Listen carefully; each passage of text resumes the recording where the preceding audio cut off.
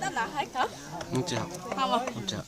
Không à? Chị học ngon mà chị học mà nó chỉ tầm ngon cho chị. Không này. Không chị học. Thế chị học chữ tròn ta.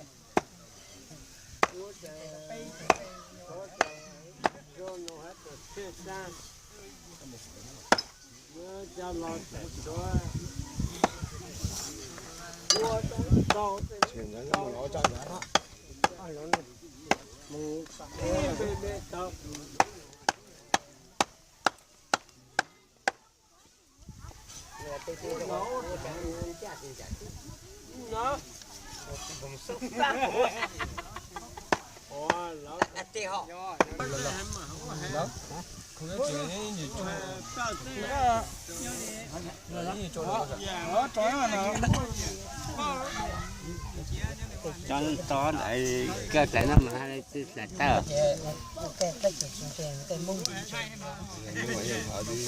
Cái gì thế nào? Vâng. Vâng. Cái gì thế nào? Cái gì thế nào? Đó là hả? Bà chia là do mà với bà trả chứ. Anh thì à? Rồi mấy. Ông có chờ sao vậy sao? Rồi mà. Lên người sao? Lên người lên xe. Ôi trời thân đi đâu mà không qua đi. Gì luôn.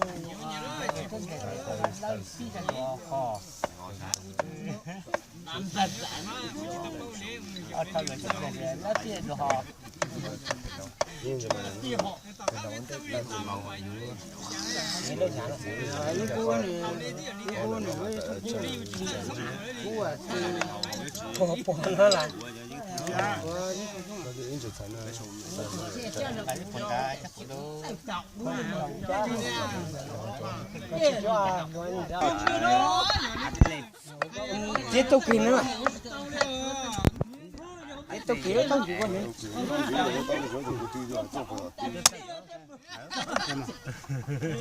Tiếp ra ta gì của đó. Ta gì nhau. Khó nào. Tôi chưa lùn đi. Ý giả là cái thò xí xe rồi cho nị tóc đó.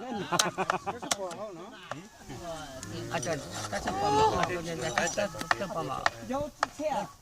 Để chắc cái mà tư tạo là gì? Ok nè.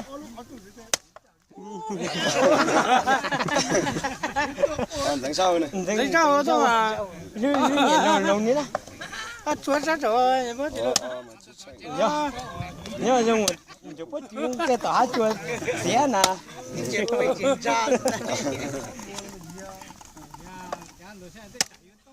Nhớ cái một rồi thì có trăm bua cho. Nhớ hiểu cho lâu mà.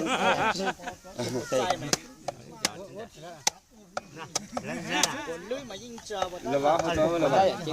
Hậu châu đã.